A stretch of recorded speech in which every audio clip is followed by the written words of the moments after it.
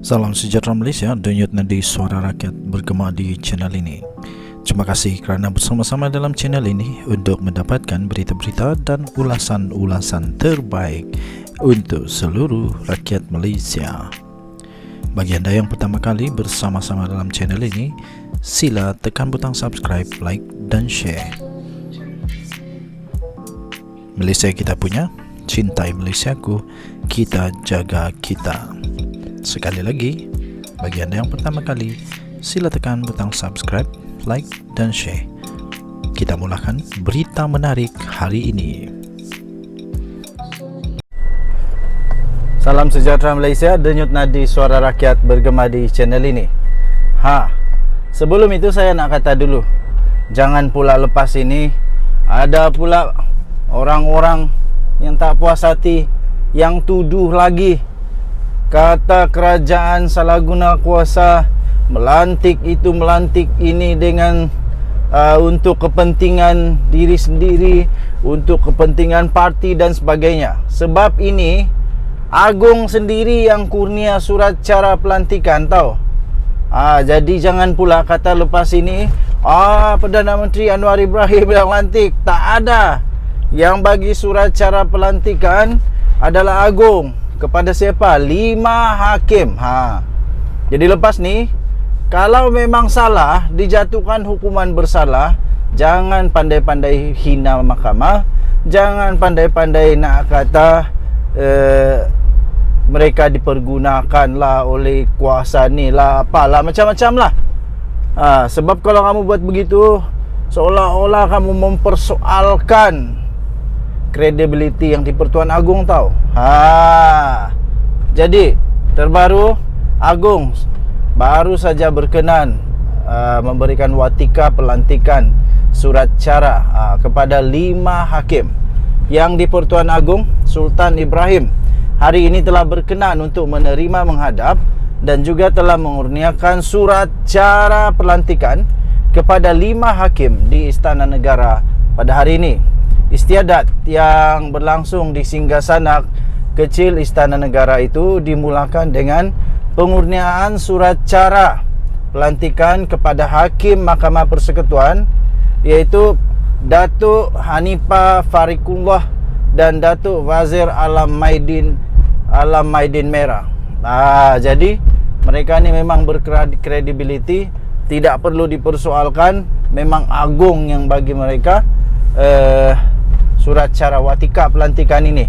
Jadi jangan pula lepas ini kata Anwar yang lantik lah, Anwar yang itulah. Tak ada. Anwar mungkin ada cadang, tapi yang bagi watika, yang akan membuat keputusan akhir adalah Agong.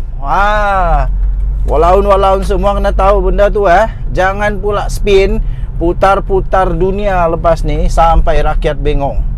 Seri Paduka Baginda turut berkenan mengurniakan surat cara pelantikan kepada 3 lagi hakim Mahkamah Tinggi, iaitu Su Tiangjo, Alexander Sio Hau Wai dan Amilati Anak Parnel. Jadi mereka semua telah dikaruniakan surat cara itu. Tahniah diucapkan. Ini memang menggembirakan kerana supaya rakyat tahu bahawa mereka ini dilantik bukan sembarangan. Mereka ini dilantik bukan tangkap muat saja, tapi Agong sendiri dengan kebijaksanaan, dengan wibawa daulat daripada Tuanku Agong, membuat pertimbangan, penilaian dan akhirnya membuat keputusan memperkenan atau menolak. Jadi ini tak ada kena-mengena dengan salah guna kuasa lah, apalah. Jadi jangan pula lepas ni ada lagi muncul lagi cerita-cerita sedemikian. Dan yang tadi, saudara rakyat bergema di channel ini, tahniah diucapkan. Daulat Tuanku, ke bawah Duli Yang Maha Mulia Seri Paduka Baginda yang di Pertuan Agong Sultan Ibrahim Sultan Iskandar. Daulat Tuanku. Salam sejahtera Malaysia, denyut nadi suara rakyat bergema di channel ini.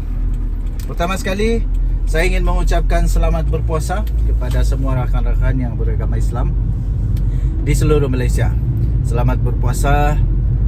Semoga ketika menjalankan ibadah puasa ini semua dapat keberkatan, dapat hidayah, dapat banyak perkara yang diberkati daripada Tuhan. Semoga pada ibadah puasa pada tahun ini juga anda semua akan mendapat masa yang cukup berharga, cukup berkualiti bersama dengan keluarga. Ambillah masa ini, peluang ini untuk bersama dengan keluarga. Okey, jadi dengan itu tuan-tuan dan puan yang dihormati sekalian, banyak perkara yang berlaku sebelum berpuasa ini.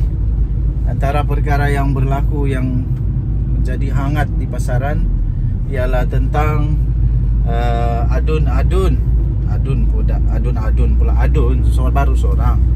adun daripada Bersatu yang mengisytiharkan sokongannya kepada Perdana Menteri Datuk Seri Anwar Ibrahim dan Menteri Besar, of course Menteri Besar Selangor lah.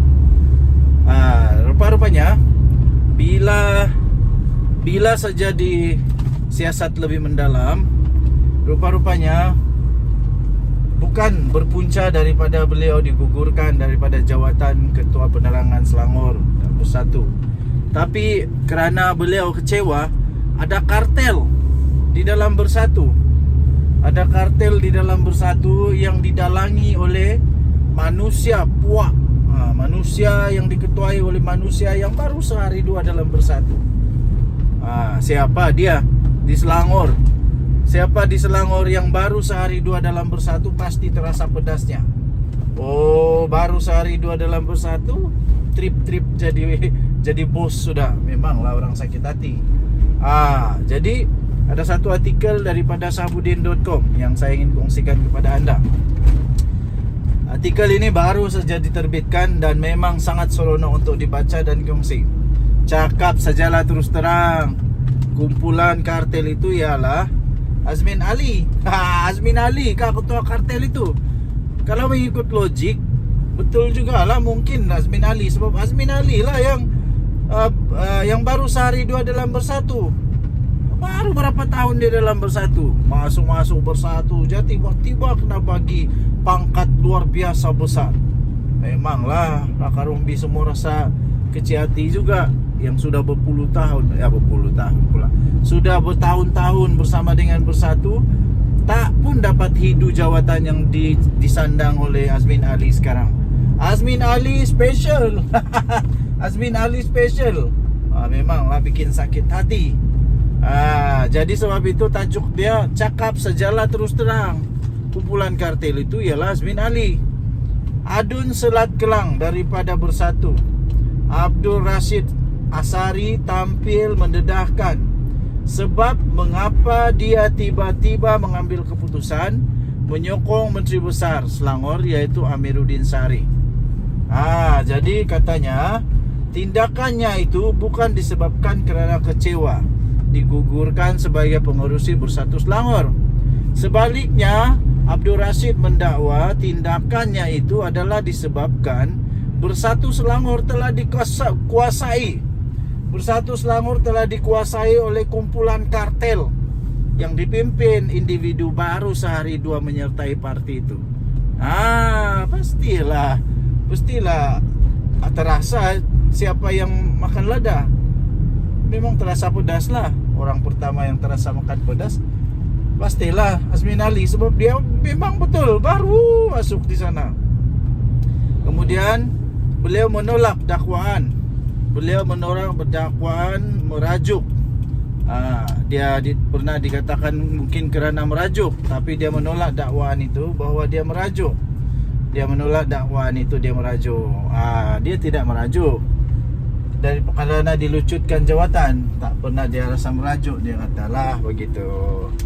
Sebaliknya merasakan diri dia tidak lagi diperlukan oleh parti selepas 9 tahun bekerja keras menubuhkan Bersatu Selangor. 9 tahun dia bersama dengan Bersatu, tapi tiba-tiba kena potong queue. Memanglah. Bagaimanapun Abdul Rashid tidak menamakan pemimpin yang menguasai kumpulan kartel itu. Kenapa tidak disebut dengan terus terang? Bukankah bila menyebut kumpulan kartel dalam politik di negara ini, ia tidak lain merujuk kepada Azmin Ali yang merupakan pengerusi Bersatu dan ketua pembangkang di Selangor. Sebutlah terang-terang Bersatu ke Selangor kini telah dikuasai oleh Azmin. Kan senang. Bersatu Selangor sekarang dikuasai oleh Azmin kah? Waduh, memang pelik. Orang yang baru masuk tiba-tiba jadi bos besar. Selaku ketua Bersatu Selangor sebelum ini, Abdul Rashid seterusnya mendakwa beliau dipertanggungjawabkan mengenal pasti calon parti untuk bertanding pada PRN tahun lalu. Sebelum PRN tahun lalu, Presiden Bersatu Muhyiddin Yassin meminta saya memberikan nama calon untuk bertanding mewakili parti kepada jawatan kuasa pemilihan, dia kata. Tetapi lebih separuh nama ketua bahagian yang saya cadangkan itu dihumban keluar kerana ada kartel mau membawa orang masing-masing sebagai calon Bersatu. Orang-orang yang menggantikan itu pula adalah calon bidar terjun yang baru sehari dua sertaikan parti, katanya. Tetapi pada PRN hanya menang majoriti berpuluh-puluh sahaja. Padahal jika ketua bahagian bertanding boleh menang majoriti lebih besar, katanya menurut utusan Malaysia. Rashid pada 6 Mac lalu mengumumkan beliau menyokong pentadbiran Amiruddin tanpa paksaan dan yakin tindakan itu akan memanfaatkan penduduk Selat Kelang menerusi kerajaan yang stabil. Katanya keputusan itu dibuat dengan rela hati, tanpa sebarang paksaan. Selepas saya meneliti tita ucapan Sultan Selangor memuji kerajaan negeri berada di landasan yang tepat demi kemajuan dan kesejahteraan rakyat, katanya lagi. Tambahnya, tengok apa yang disebut Abdul Rashid.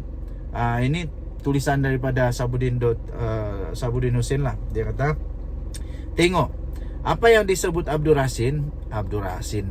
Rashid mengenai pemilihan calon ini pun dengan mudah difahami, merujuk kepada kelakuan Azmin Ali lah. Nak berselindung pun, nak segan-segan menyebut nama Azmin, buat apa lagi? Untuk apa lagi nak berselindung dan segan-segan nak sebut nama Azmin Ali? Sebut je lah, kata Sabuddin Hussein. Saya pun kata gitu jugalah. Sebut sajalah. Lagipun kamu memang sudah pun bakal dipecat, dikeluarkan, dibuang daripada Bersatu. Keahlian akan dilucutkan. Jadi bikin apa lagi? Hormat kepada orang yang tak hormat kamu. Begitulah mungkin maksud Sabuddin Hussein. Okey. Wow, hebat nih ada kartel di dalam Bersatu. Saya fikir akan ramai lagi yang tak puas hati dengan Azmin Ali. Betul jugalah apa yang Abdul Rashid kata. Dia sudah berjuang lama mati-matian bersama dengan Bersatu. Tiba-tiba ada orang yang belum pun nakil balik di dalam Bersatu, tiba-tiba jadi bos-bos. Semua dia yang conquer, begitulah. Kita jumpa lagi, bye-bye.